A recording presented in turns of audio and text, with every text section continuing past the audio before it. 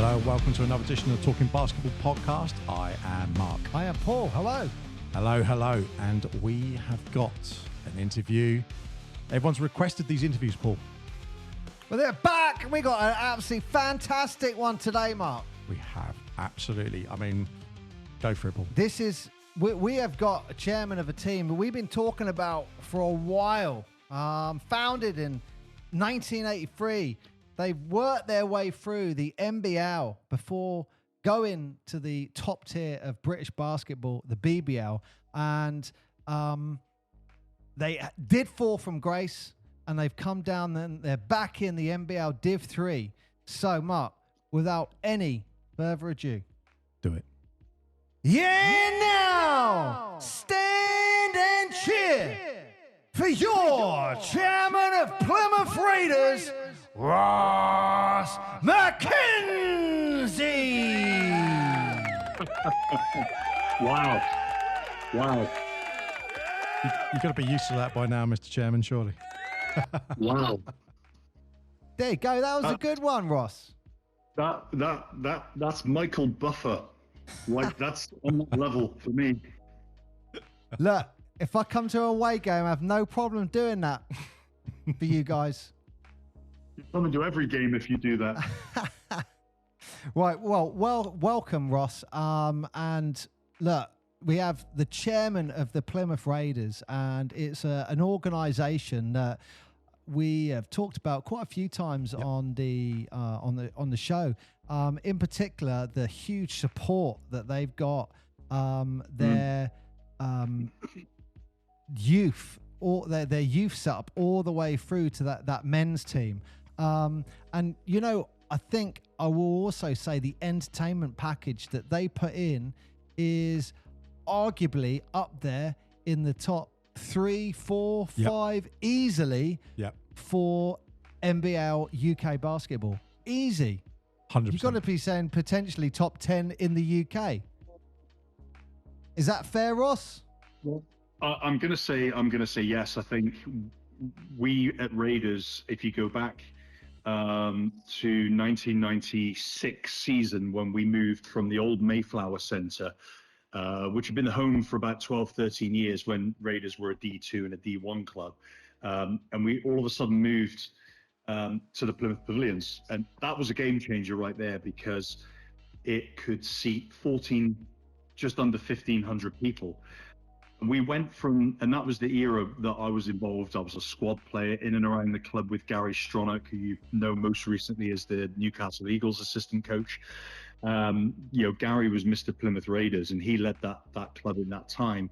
As we went from the Mayflower Centre, as we then became a Plymouth Pavilions based team, which everybody knew over the past 25 years nearly, which really elevated the game. It took not just the team to another level, but I think it played its part in elevating the sport of basketball as an entertainment piece of theatre, really, which really over the last few decades, not that many clubs around UK basketball have sort of embraced. There are rare exceptions to that, but I just think we don't seem to, as a sport, really play to our strengths.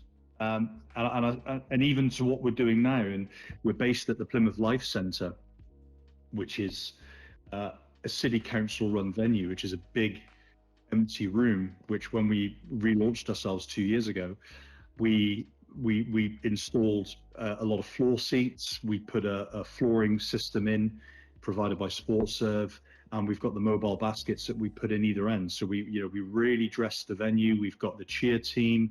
We've got Foxy the mascot. We put all the audio on there. So really, for people that remember us during the Plymouth Pavilions era, it's a scalable version of that. And we have so many people come and actually say to us that they prefer coming to the Life Centre. There's a bit more space. We used to sit in the dark, spectators, if you remember, when players and so on there. The court was illuminated, but the entire rest of the pavilion, was in total darkness, which a lot of people actually didn't like. Oh, really? No, that was amazing. I really like that fact. That was amazing. You know, the pavilion is definitely, I think, visually on TV as well. It looks great. It was one of our favourite ones that we always talked about. Yeah. And you Yeah. could tell as well that everyone was there. There was an atmosphere. You didn't even, you could have it on mute, and you could look at that and go, that place has an atmosphere. That was a home court. Yeah, yeah, exactly. 100% a home court. Where some of them you go, oh, you're in a warehouse or somewhere, or sports hall. That was a home court for sure. It was, and the funny thing about the pavilions, it wasn't an easy venue to dress up. It took a huge amount of effort by the pavilion staff to do that. Oh, really? They had the retractable seats, but yeah, it was a really big effort. And they used to put the stage seating on there as well, so it really gave it that arena vibe with the seats either side, the court framing the court, and so they put the green lights up on the walls, and the place was, it was really, really unique for well over 20 years, up until a couple of years ago. Maybe 12, 18 months ago. And there really hasn't, other than say London Lions, been anywhere like it in terms of the theatre, the entertainment. Others have tried, but I do think it's a very standalone situation. But with where we're at now, as I say, there's actually quite a bit more room, and especially being such a family sport. The families, the kids that come, they've actually got more room. When you've got a 3-year-old and you've got to keep them sat for an hour and a half, it's a nightmare. So we're in a position now where the young kids with their families can get up and move around courtside. We have a lot of fans who just come and stand. We've had games this last 2 years since we've come back, and bearing in mind we're a D3 team at this moment, where we're getting 700-800 people a game, which is wild. So it just goes to really demonstrate the power of the Raiders fan base, that whether as a BBL team, as we were, coming back as an NBL team, we've still retained huge fan support. And that just goes to show, how fantastic our fan base really are. I'm glad you said that, because you can also feel that all over the country when you look at Plymouth, is that the fan base that you have. And again, like you said, for Div 3, where the average attendance is probably, when you go around some courts, it's usually girlfriends and a few mates, maybe. So let's say 30 is probably the average attendance, maybe 50. Yeah. So when you're saying, 700, that is a big deal. That is a big deal.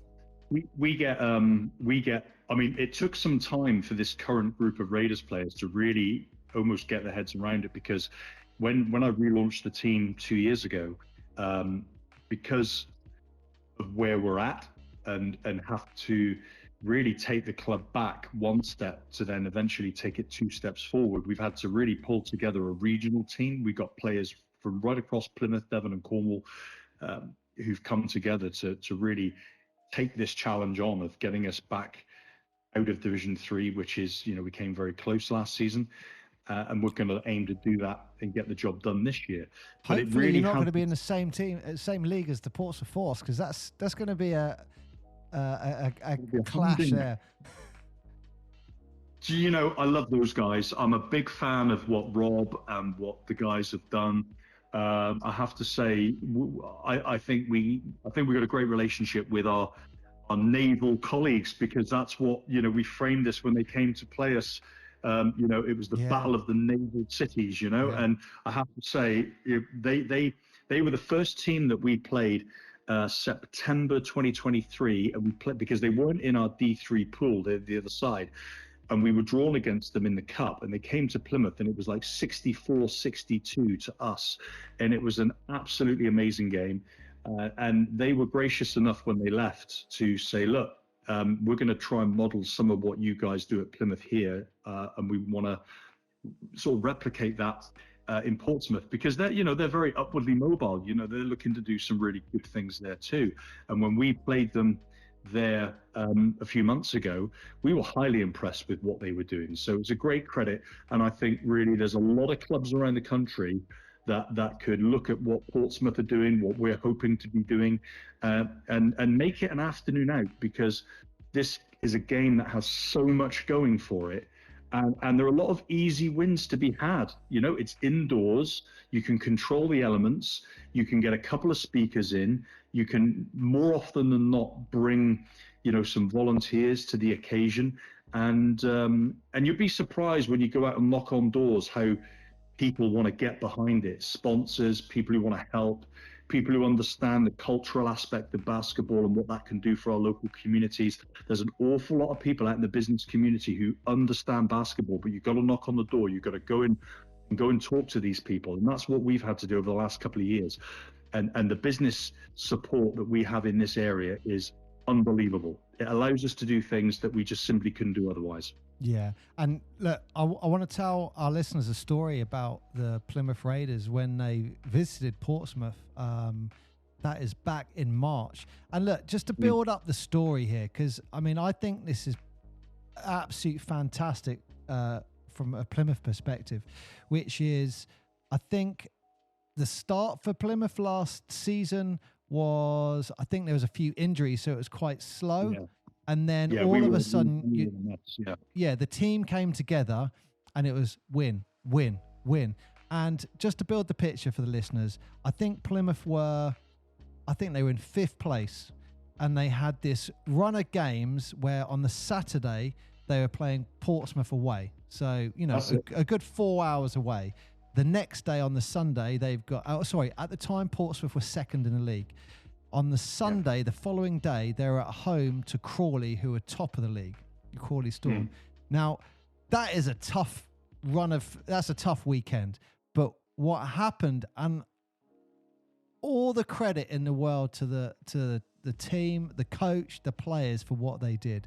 So they came down to Portsmouth, and look, we got a little firebox set up there. It's loud. I will be honest, it wasn't my best evening. There was a lot of technical problems, but we had it. We loved it. We had a good game, and I actually thought, Gareth Law's head coach, I thought he made some real subtle changes. Anyway, Plymouth win the game, and what's amazing about this is what happens when they go home. They all changed. Bus driver, key goes in to open the door, snaps in the door. So these guys are waiting around in the sports hall. And as I walked out, I remember saying, hey guys, if anyone wants to crash in my lounge, you can. And they all kind of laughed. And I was like, I'm actually being serious, but all right. Yeah. Look, we've got top of the table Crawley in about 12 hours at this moment. Yeah, exactly. And this, I mean, those players deserve so much credit, because they didn't leave, Mark, until midnight. They leave at midnight, Portsmouth. They go back to Plymouth. Got home at about 5 a.m. 5 a.m. they get back, Mark. They then wake up after 4 or 5 hours sleep, that must have been horrendous. They then got top of the table clash, Crawley, to play. I mean, that must have been just sheer adrenaline. But they beat Portsmouth away. They then beat Crawley, top of the league. And that loss to Crawley, Crawley losing, completely changed the actual end result of the league. And it ended up with Oxford winning and being promoted to Div 2. But it's a fantastic story that these guys just won a game, then hung around for 5 hours because someone's the key to the coach broke. But it was just a story I had to share because what a great weekend.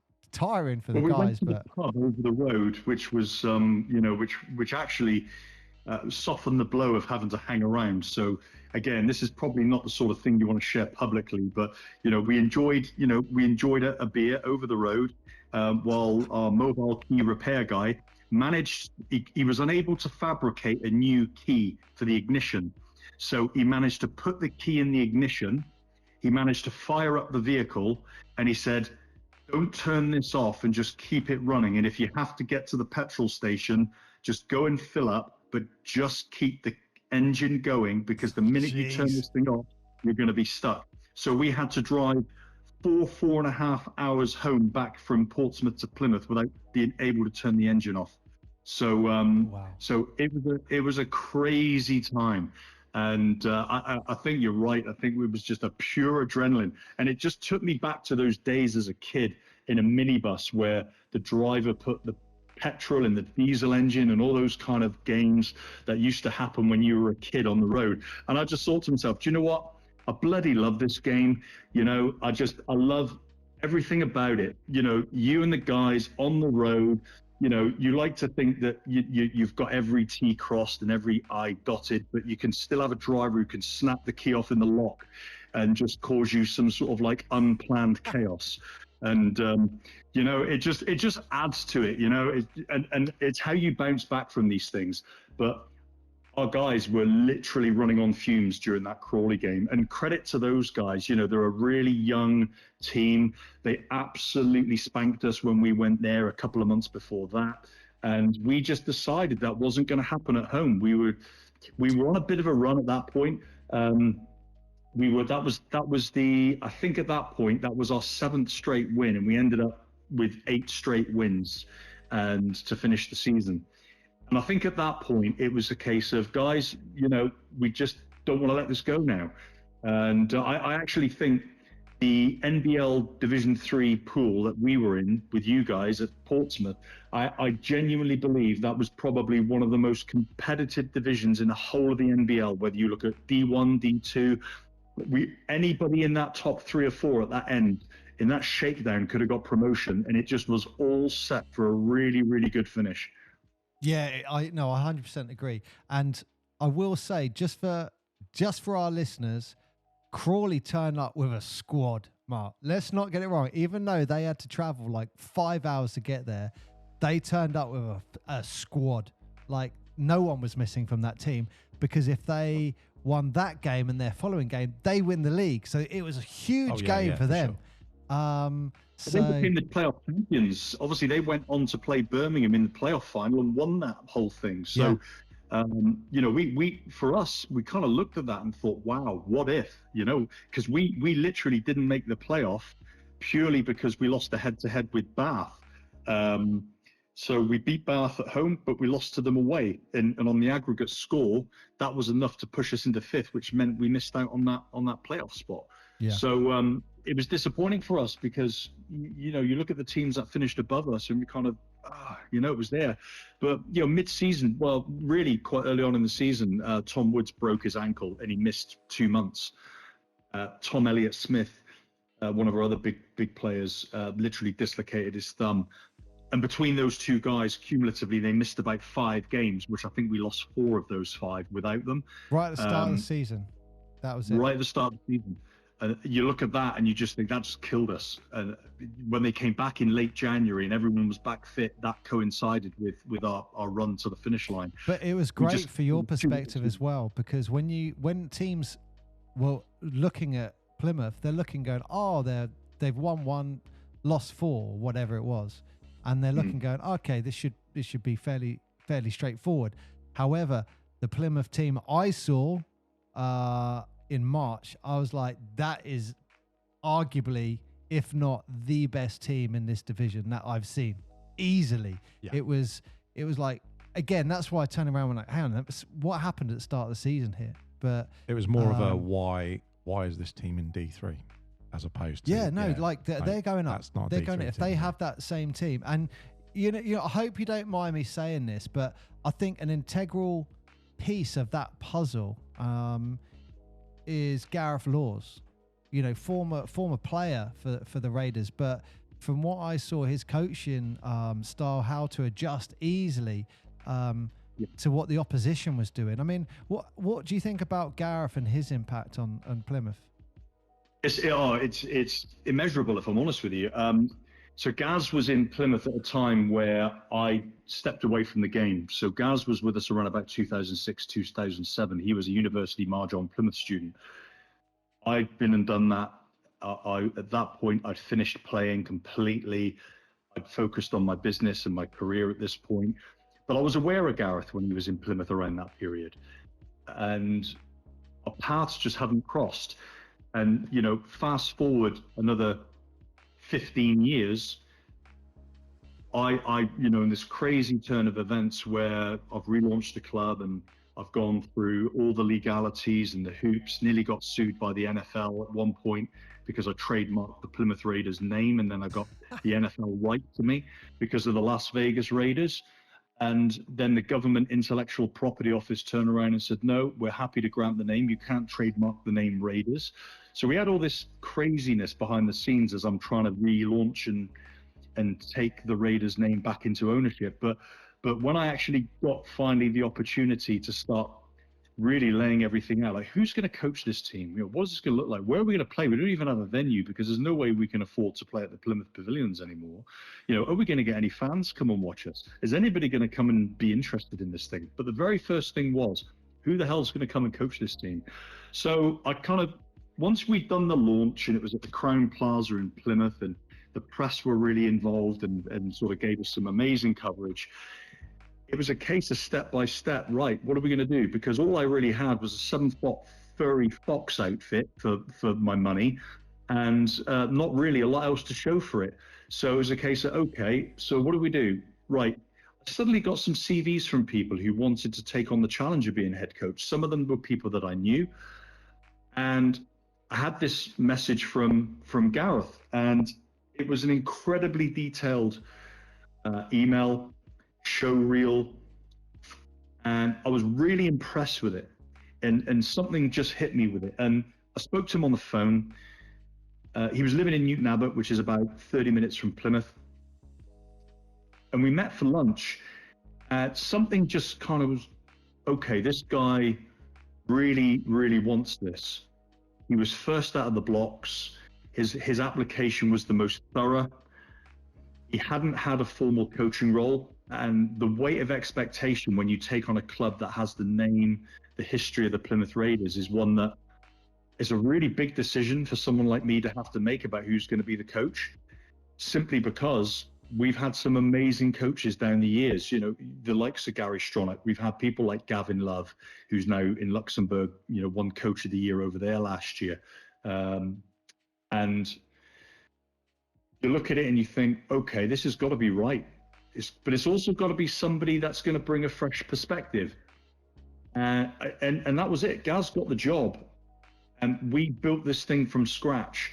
We held our first trials, and we were literally putting every single piece of that team together from scratch.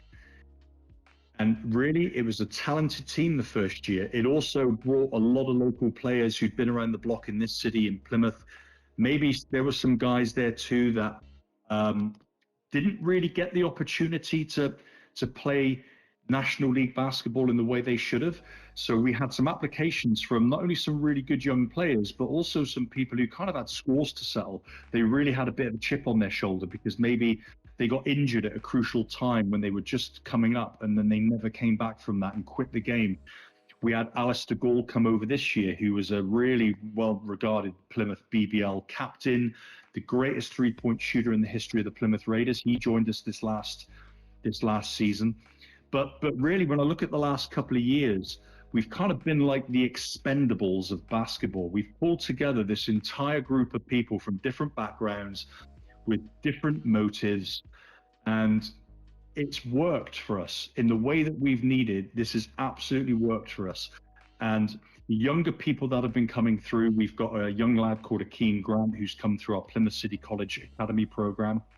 It was really important that I re-established that program. City College Plymouth have always been huge Raiders supporters. And it was incumbent for me to reach out to them and say, look, would you be interested? And it was an unequivocal yes. So they already had a group of guys playing, their young guys playing in a local Southwest College tournament. So we just rebranded it. The coach, George Hatchell, I've known for a very long time. He's a well-regarded local former National League coach. And he had put together, kind of under the radar, a really good group of guys there. And there were one or two standouts, and one of them was Akeem. And I was really minded to just get him immediately involved. He was 18, right? You've got to start playing National League. So he joined us really over this last 12 months. He's been a revelation for us. And this is what we're trying to do now, is to build something from scratch. We've been able to pull on all these different individuals and resources, some which, when I was a BBL owner before COVID, I was able to draw on that experience and really just bring the Raiders back as the most professional, non-professional team in the country. And that's really been my mantra. I want to give the players a professional experience. I want them to play in front of their mums, dads, girlfriends, wives, and in a lot of cases now their children, because when a lot of these guys played 20 years ago, 10 years ago, they didn't have kids. So for them now to run out in front of several hundred fans and their kids are seeing them doing that, the look on their faces is kind of priceless. You know, they're running it back in a way which is just so brilliant to see. So it's been a lot of fun. Yeah, and look, I gotta say, you just said something, and really, the one thing that popped in my mind, you said about becoming, with the high standard in the UK. There's one thing that speaks volumes, I think, about the Plymouth Raiders, and that is their social media presence. Mark said this as well on the show. We would actually probably go as far as to say we think the Plymouth Raiders might have one of the best social media pages, I don't know what you would say, pages or interactions with their supporters and stuff in the country. Like when you look at BBL teams, or sorry, SLB now, they don't put much content out when compared to Plymouth Raiders. You can tell the ones that have a community behind it. That's the way I think of it. You look at the Newcastles of the world, for example. They have a massive community behind them, and you know that. You can see that. The same thing goes for Plymouth. But they don't put as much content as Plymouth puts out. They don't. But what you mean is the way it's put together, the way it's constructed, the way that people interact. You can tell there's a whole basketball community behind it. And that's, I want to say, like the tip of the iceberg, like the cherry on top. And I've reached out a few times to like on Facebook and stuff, and just messaged and said, guys, this is as good as it gets in the UK, easily. And they've gone, oh, cheers, thanks. I don't know who runs it, but that's one thing I wanted to say. Definitely for this Plymouth podcast is like the social media is brilliant. Yeah, it is the benchmark easily. That is amazing to hear that. And if I'm honest with you, I'm quite heavily involved in it. I've got a very, very small group of people behind me that are also involved in it. We've really up until probably 12 months ago, I had one of our former team who'd been on a journey with us. He was an ex-university student in Plymouth. We then employed him because he was really just a volunteer at the time. And then during the BBL era, we employed him and took him on. And really, up until several months ago, he was actively involved as a volunteer, but based in London. So when he left us in 2020, he went to London. He's now working for like British universities as their social media content creator.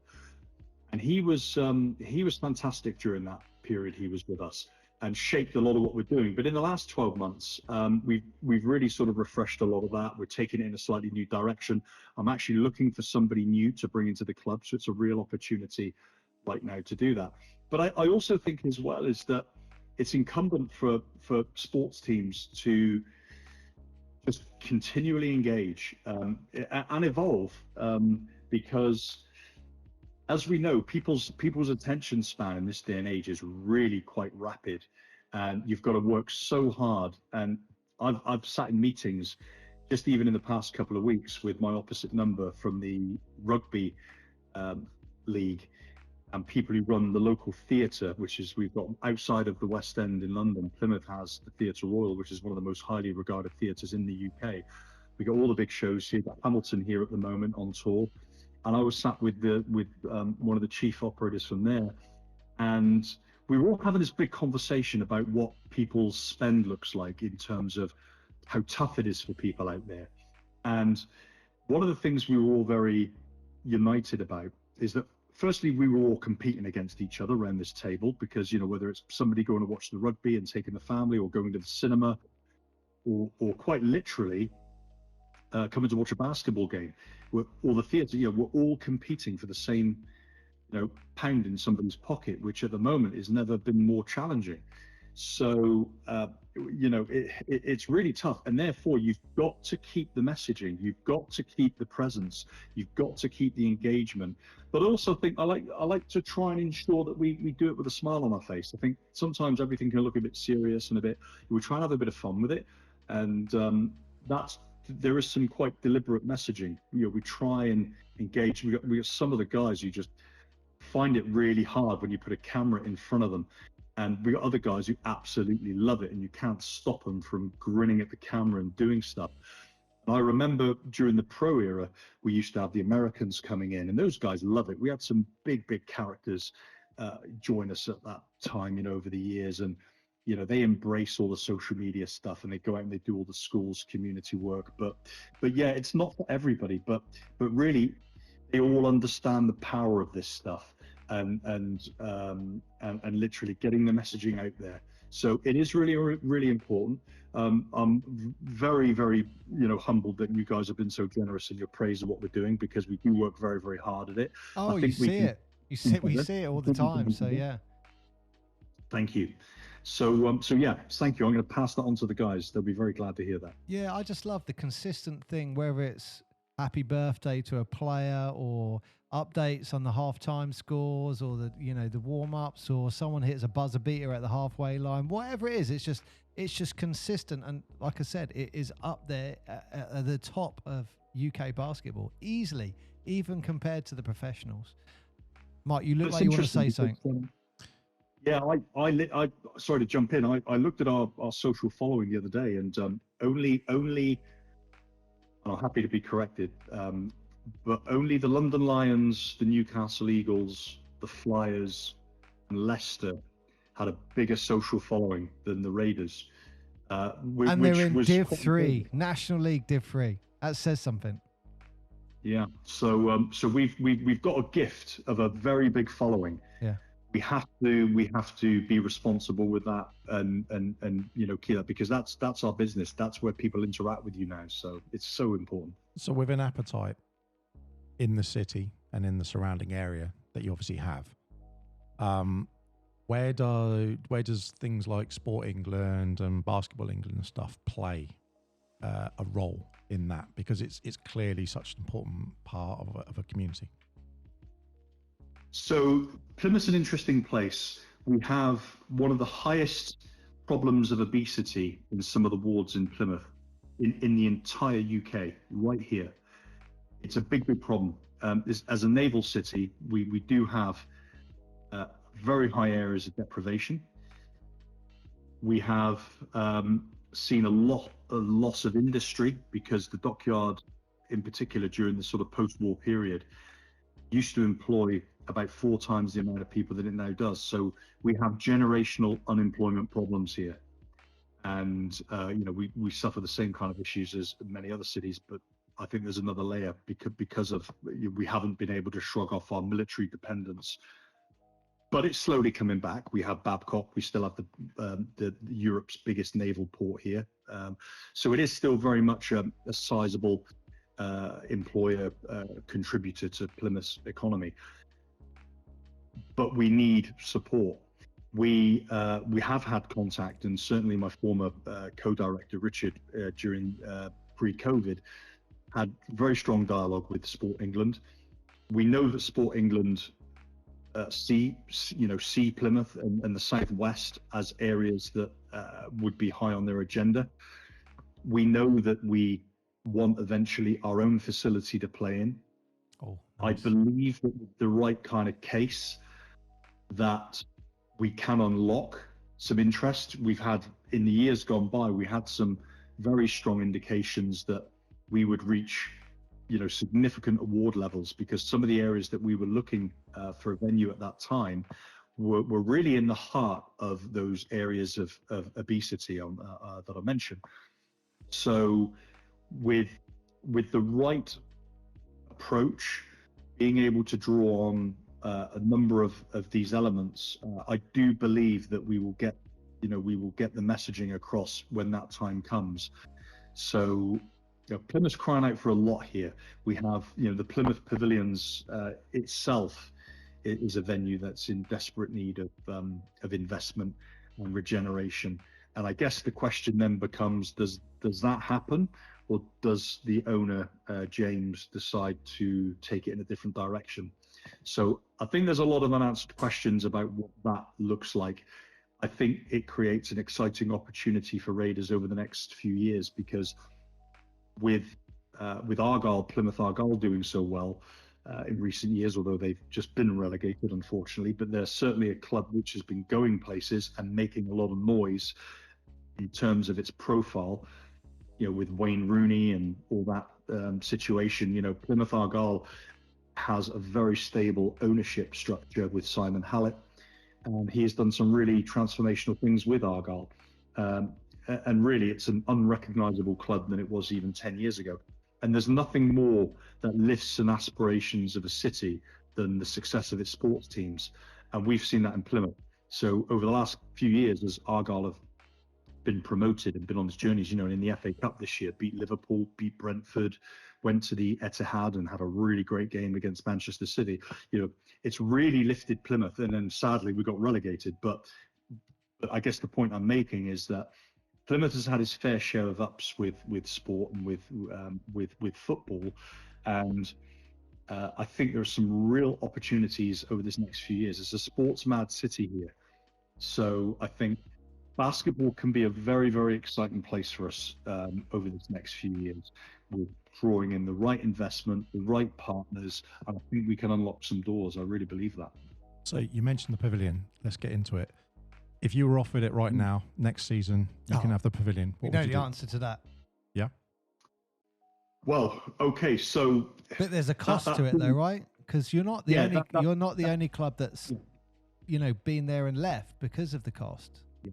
Well, that's our understanding. It is too expensive. Yeah, it's an economic situation.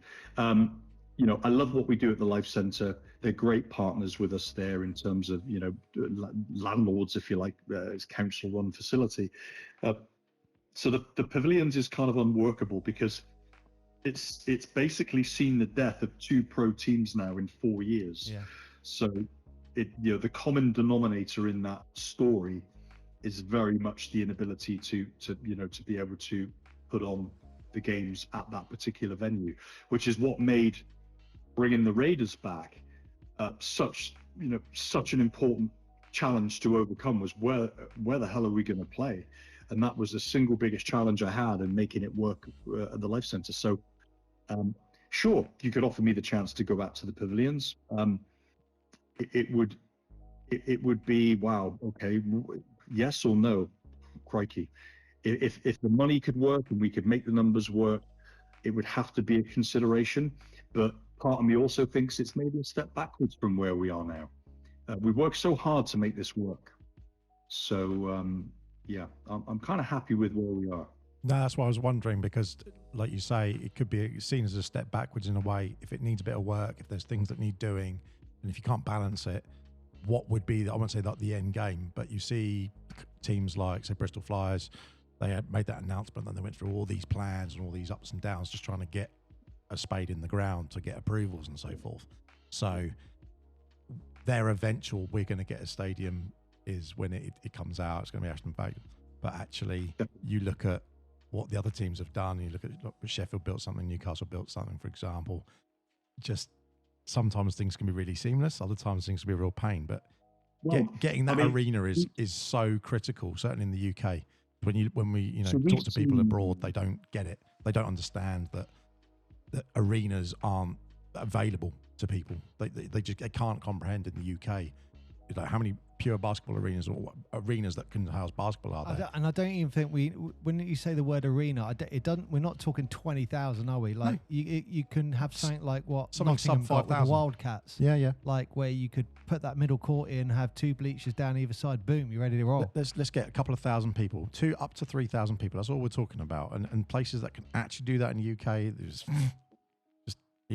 it could just, if you had that many people going to a game, suddenly the economics get more interesting. As obviously, as you well know, Ross, it's all a bums on seats game in certain things as well. But if landlords don't play the game, what's frustrating for me here on the ground in Plymouth is that a number of the big infrastructure projects, actually probably infrastructure projects is a bit heavy. They actually weren't infrastructure projects, but some regeneration projects. All went in excess of like 10 million over budget. We saw the Armada Way project, that's gone millions over budget. We saw the museum, the Box Museum, a big cultural project, that went 10 million over budget. We've seen about 3 or 4 big projects in Plymouth go tens of millions over budget. And then when you think what the Leicester Riders venue cost, which I believe was less than 7 million, Newcastle Virtu Arena with about 8.5 to 9 million. Yeah, You look at that and you think, yeah, how many venues could have been built in this? You know, and we're not talking about a Plymouth Raiders venue. We're talking about a multi-sport venue that we can use every other weekend. Maybe use it a couple of days a week to practice. We can host boxing there, netball, badminton. Maybe John Bishop or Michael McIntyre want to come and do some shows there. We're talking about a venue for 10 million quid or less that can provide the kind of payback which is unmeasurable.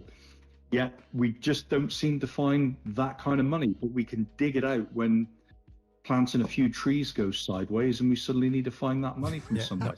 Not badminton. If you can raise that off the list, we're fine. Other than that. We got to love a bit. We need to get it's the scourge of those lines. Let's get rid of them. We need. I tell you what, we need. Pickleball's a really big thing at the moment. Yeah. So in my family, pickleball's a really big deal. So I'm getting bombarded with requests to help try and let's get a pickleball center built somewhere. So I'm like, hey, let's maybe let's put a joint venture together. We can really come up with something here. Well, maybe is it Oxford? I think it is. I want to say it's Oxford or Reading. It's one of those who've got the glass floor now put in place where they can change the actual court, so they can press the button and change that. Maybe that's what Plymouth need. One of those courts where you can change it and go, that's fine. You can have your awful courts for badminton or whatever, and then suddenly press the button and go. That's basketball. great for the Lions, but I'm just curious. I've never walked on one. I've never bounced a ball on one. I'll be interested to see what that feels like. Terrified, wouldn't you? Yeah.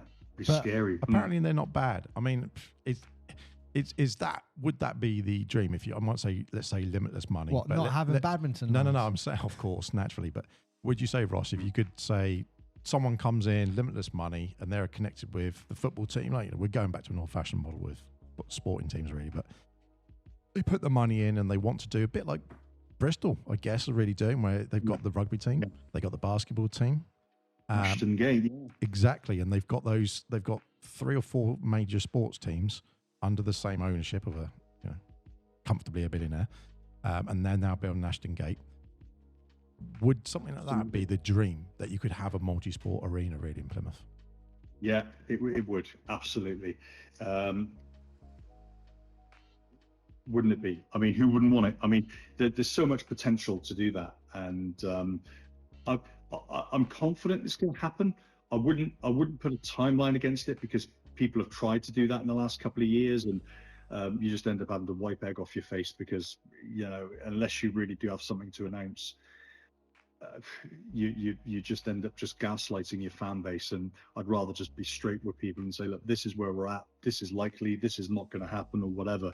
I think there's been a lot of false promises made to people over the last 3 or 4 years in Plymouth about basketball in particular, and I just think we're at a time now where we strip it back to basics like we've done, and we just take it one step at a time.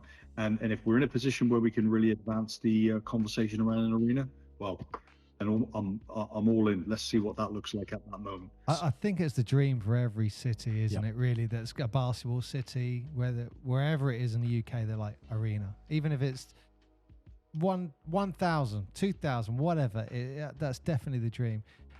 Ross, you've touched on a few subjects, and I want to kind of bring it all together with one question. I know a lot of our listeners have asked before, and we've kind of just gone, we've got a gist, but we don't really know. You've got the Plymouth Raiders, you've got the Plymouth Patriots, and you've got Mahjong as well. Mahjong, University Mahjong. Now we've always looked at and have just gone. Someone says Plymouth, and you say which one? Which one? Yeah, and it feels like if all those 3 entities came together, you would have a powerhouse. But there's always been this line, and we've always said kind of Plymouth Raiders versus the Patriots as well. Yeah. I will say I love Pat Riotts. I think he's an absolute legend. We've had him on the show. The original Pat Riotts. A great character. Great. Great pal of mine. But there's always this kind of question of multiple teams with Plymouth. Yeah. Like, what's the history with that, and where's the future? So quite a complicated situation. How long have you got? So we had a situation And it all is really born from the ashes of the collapse of the Raiders under the previous Turkish owners. So if you go back to 2021, so Richard and I did a deal at the beginning of 2020 with MLA College, which was this overseas Turkish educational business, and we had a deal with Marjon at that time, which was one of the best university pathway projects in the country at the time. Obviously, Raiders were BBL at that moment, and our team were practicing on the court, and a Turkish delegation were being shown around the campus because their core business was education. They had a bunch of students at Plymouth University with an office in Plymouth that nobody had ever heard of these guys. So we had this Turkish presence in Plymouth for years that nobody knew existed, and they were being given a tour of the Marjon University campus. And they saw the guys practicing. They saw, like Ryan Richards and all these guys running around on court one day. And they're like, who are these guys? Like, Plymouth Raiders. And we're like, you have a basketball team? Yes, we do. Who do we need to talk to? Well, you need to talk to Ross or Richard. They're the directors of the business. Okay. And quite literally, I get this message. And like, look, these people are flying back to Istanbul. They want to talk. They're really interested. They're interested in becoming sponsors and blah, blah, blah. So literally 48 hours later, I'm on a Zoom call to Istanbul, and these people are wanting to buy into the club one way or another. So it seemed a bit too good to be true. Often these things generally are. And anyway, talks carried on in the weeks that followed, and it suddenly became that they were quite serious. And we did a bit of work on these guys, and they ran Bashisha, which played in European competition.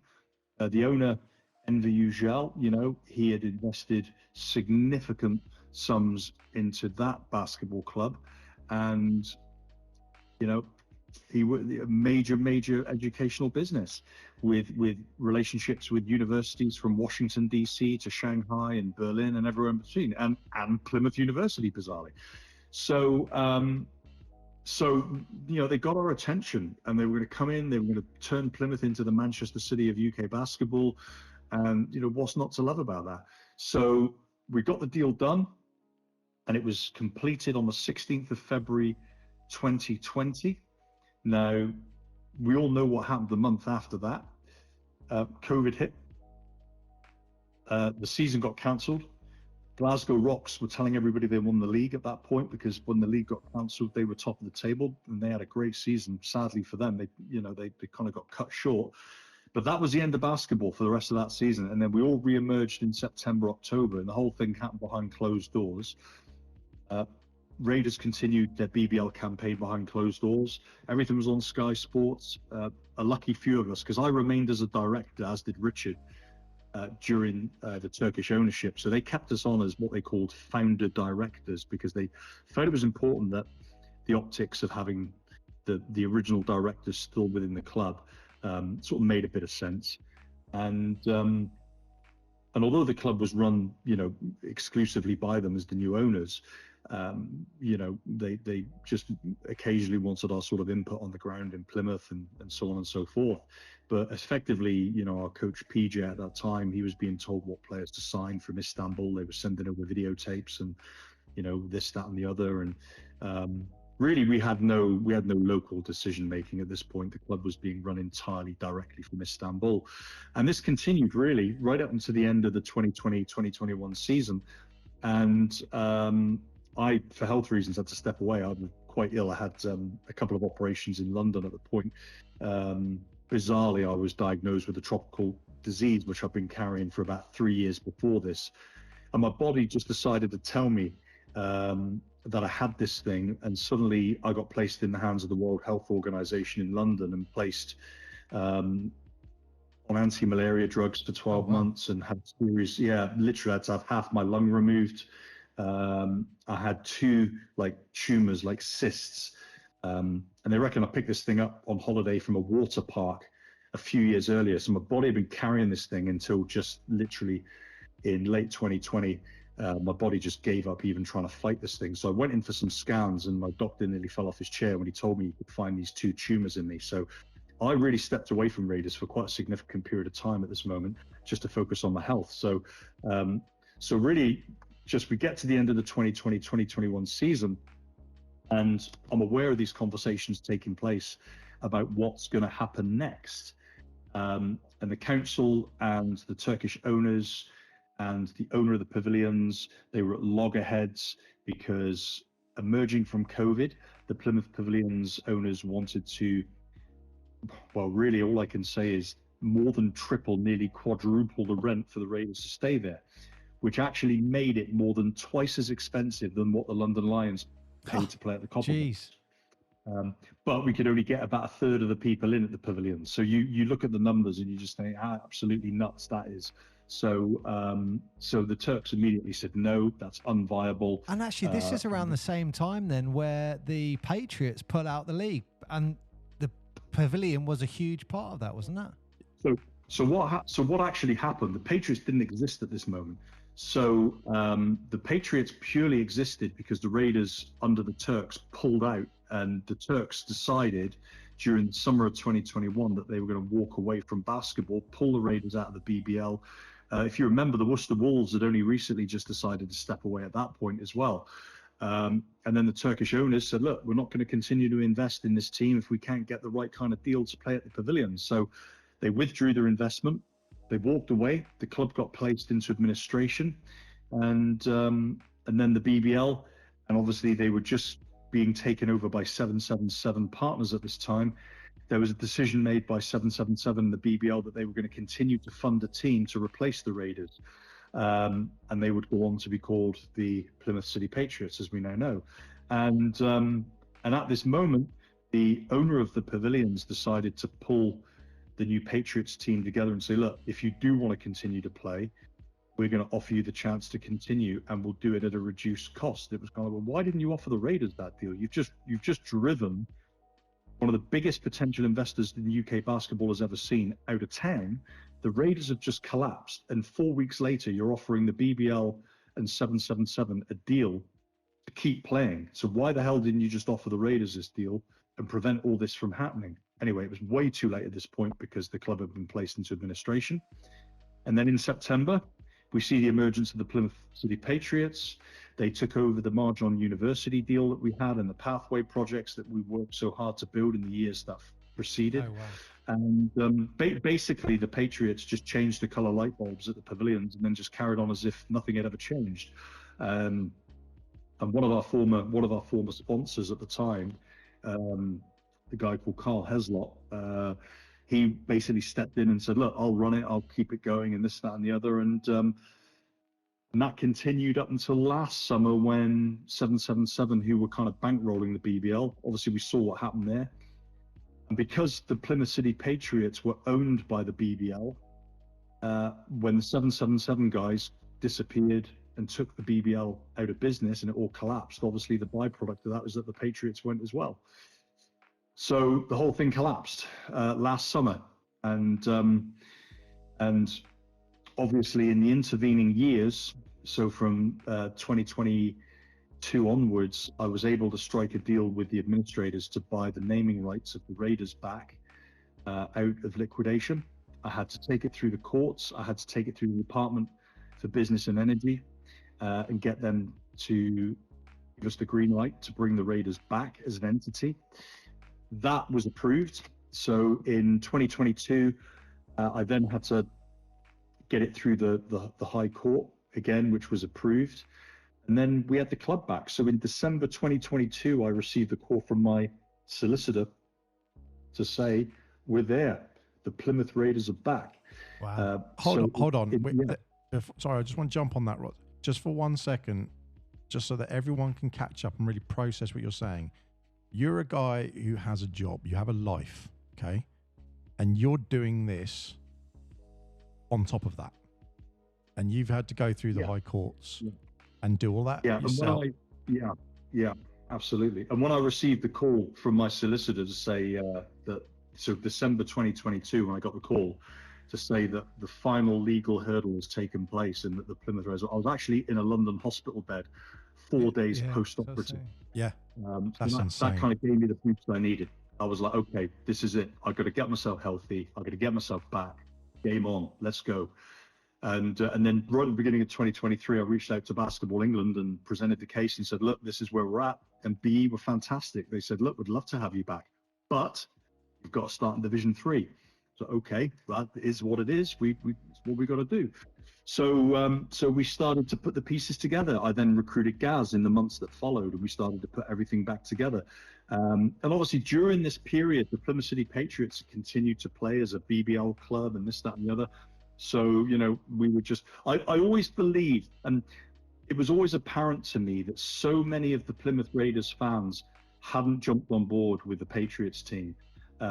I used to bump into people and they'd go, look, Ross, look, we just can't get on board with a Plymouth team in black and teal. We want to see a team in green, Plymouth, And genuinely, I walked off a train one day, and this guy from Great Western Rail, he was just processing my ticket. I've never met this guy in my life.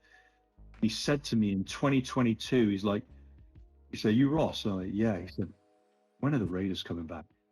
I went, Brilliant. And I just went, wow. I was like, and what he wouldn't have known at that time is that things were really advanced at this moment to do that. But the theme I was getting from so many people were, I followed the Plymouth Raiders since I was 10 years old. And that we know that there's a new team in town. It's not my team. I want to see the Raiders back. And it just gave me the motivation that we were going to really just go for it and see where it took us. So we spent the beginning of 2023 right up until September 2023 putting Humpty Dumpty back together, taking a massive gamble. Didn't know, when we put it together for the first time, when we put the floor in, when we got the baskets in, we put the seats in, we just didn't know if anybody was going to buy any tickets and show up. It was kind of a real wing and a prayer. And they did, and they showed up, and our first game was against Portsmouth. It was an absolute humdinger. Yeah, that was online as well. Yeah, I watched that online, that one. Because I loved the court. When I saw that, I was like, they've got you got the proper courting down. I like that. The only thing I will say about floor system. the Plymouth when they stream the games, you can't see the audience. You can see some, but there's 600, 700 people in there, but that doesn't come across on the stream, wherever the stream camera is. Same as when Surrey do that as well. Like you wouldn't realise there's a wall of people behind you. Yeah. You just see a wall. Yeah, sorry, 89ers. Absolutely. It's the sort of the depth perception isn't quite there when you're watching it online. No. But when you're there and you see it and you've got everything going on, we've got a great company called Red Air Media, and they come in with the drones flying around, and it's just like nuts. We got drones flying over the players' heads during the warm up and things, and like these guys just have never been part of anything like this, and it's just like I'm already looking at next season, like what can we do bigger and better, and this, that, and the other. But going back to the journey element, I mean, obviously, Plymouth doesn't have a pro team now because of what happened last summer with the loss of the BBL and obviously the loss of the Patriots as a byproduct of that. And there was this, and there is still, this remains a division. The landscape in Plymouth is there's a little bit of division there, because what the Patriots were really successful at doing in that couple of years that they came and took our spot was they brought quite a lot of new fans to the game. And I massively applaud it. And people that hadn't come and watched a Raiders game before that were suddenly going to Patriots games. So they developed this kind of underground movement, which was quite cool. I admired it. But it created, at times, it kind of overspilled into something a bit more toxic at times. And I think when you're trying to build a rivalry, you need good guys, bad guys, and I became this kind of totemic figure that they hated because I represented the Raiders and that part of the sort of the team, and they're Patriots, and then when the BBL Patriots team went, obviously University Marjon decided to kind of run with a team to go head to head with us, which is what we've seen in the past 2 seasons, where the Marjon Patriots, which Portsmouth played against, they became our kind of arch rival locally.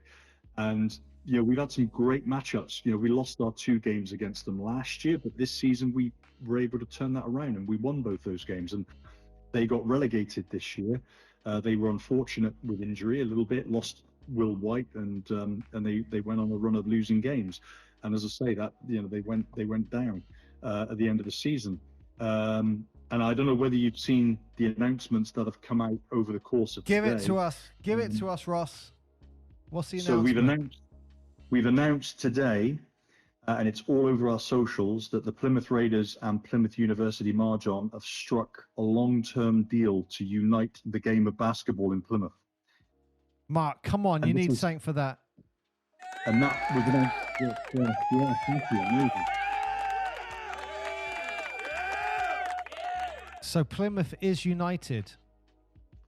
The first time since COVID, yeah. So, so that blew up at 3:00 this afternoon. That's across all of our socials at this moment, and yeah, it's one of the reasons that I've had a bit of problem trying to catch up with you guys early evening when we first got this conversation going, is because everything has blown up in the last few hours around it. So we have been able to announce today that we have re-teamed with Mahjong. They have decided not to enter a Patriots team in the Conference D4, and instead what we're going to do is it's going to be a Raiders Mahjong under-23 team. We will work with Mahjong if they're able to bring through any scholarship students, whether that's overseas or whether it's any outstanding British talent that wants to come and study. They will now move into the Raiders first team. And we will be working very closely with the Mahjong women's team, which will now become the Raiders Mahjong women. So it's been a really good day for us. It's taken a few weeks to get this deal over the line. But we now are back in the way that we have been in the past, with a really, really strong university organization with us, which is a really, really big deal. Can I just... So so it is going to be Raiders Mahjong. Well, we're going to continue. So the Raiders organization will continue just to be the Plymouth Raiders National League team as we are. Nothing changes. We're still going to be at the Life Center. Okay. We're still going to have, you're hearing this first, but it's entirely likely that we're going to be re-signing pretty much the entire team that we ended last season. There's a real basically the hunger and best team desire. in Div 3. Yeah.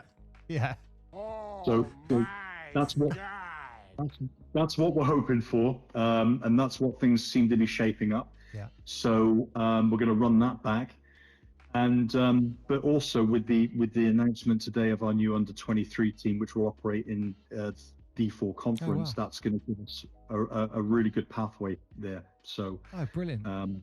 and with the women's team, which I'm equally as excited about, because that is great. I'm so happy about that. Yeah, right. I mean, like, I've not said this to you, Ross, but it sounds like you're a man of my own heart. And in an ideal situation, you would have maybe a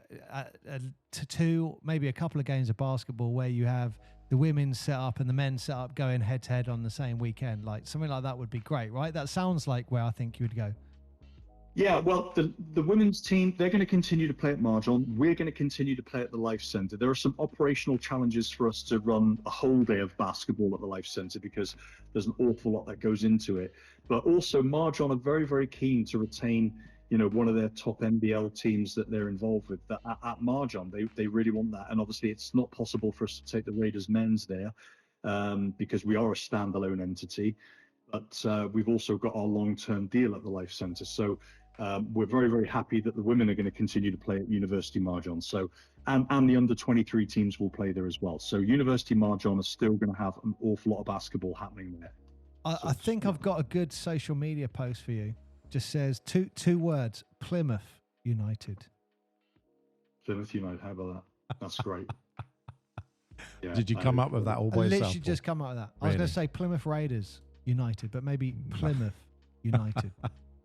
We've been talking about it for years, literally, haven't we? I mean, look, it's difficult, isn't it? When, like you say, you've got multiple bodies, multiple people who are interested, and it's difficult because ultimately you want everyone to just be like, look, we all play a game. The city's back in green and white, Mark. We all love the game, and that's where it comes to, isn't it? It's getting everyone on board and saying, whatever it looks like, this is the animal now. Like let's deal with that, and let's get bums on seats. Let's get people enjoying it. So what's next then? What's the vision? I mean, with all that, I mean, that sounds great. So where's Actually, the I future think of Plymouth? let's twist that a little bit, if I can, Ross. How much does that change the vision that you had for Raiders? Yeah, I mean, we've been talking about this for a few weeks. It was a conversation that I hadn't planned for. So we were working on our men's program for September, and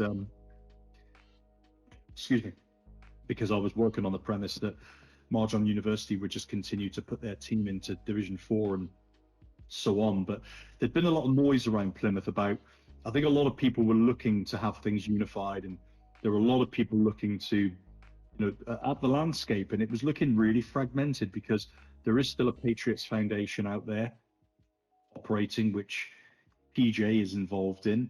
And we've got a long established Plymouth Basketball Club, PBC, which is a fantastic organization.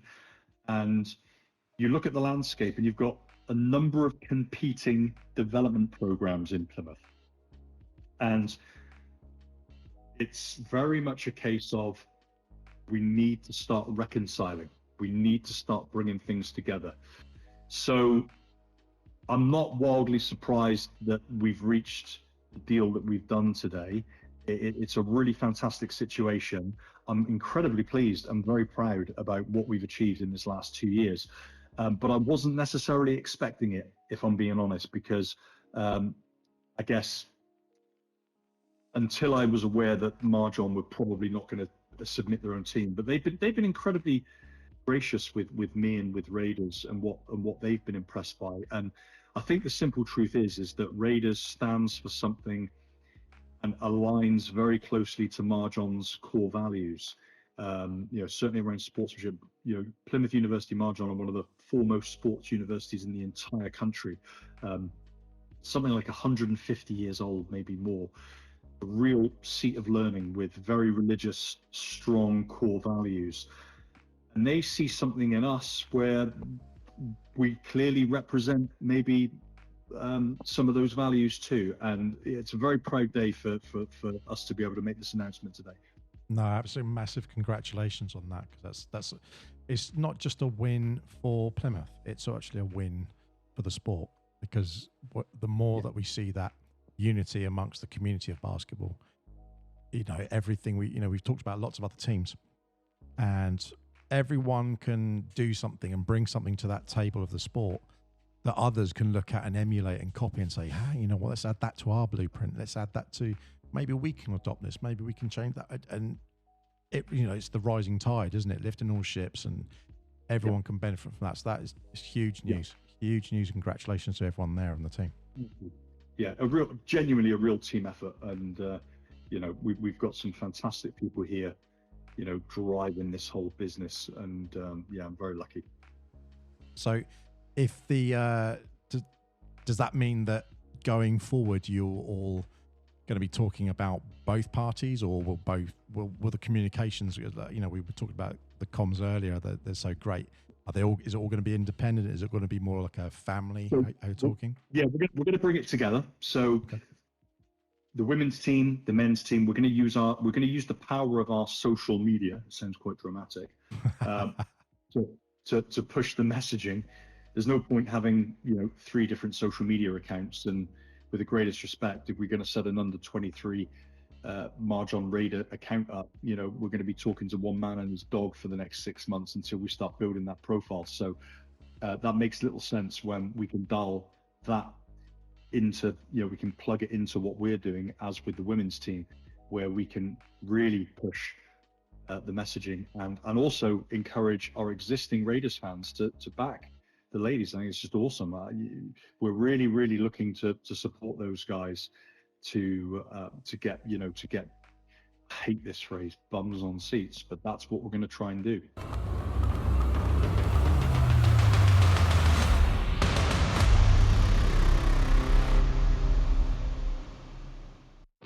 Thank you very much for listening to this episode. That is the end of this part, but do not worry, because coming soon is the second part of this episode, and it will be available soon.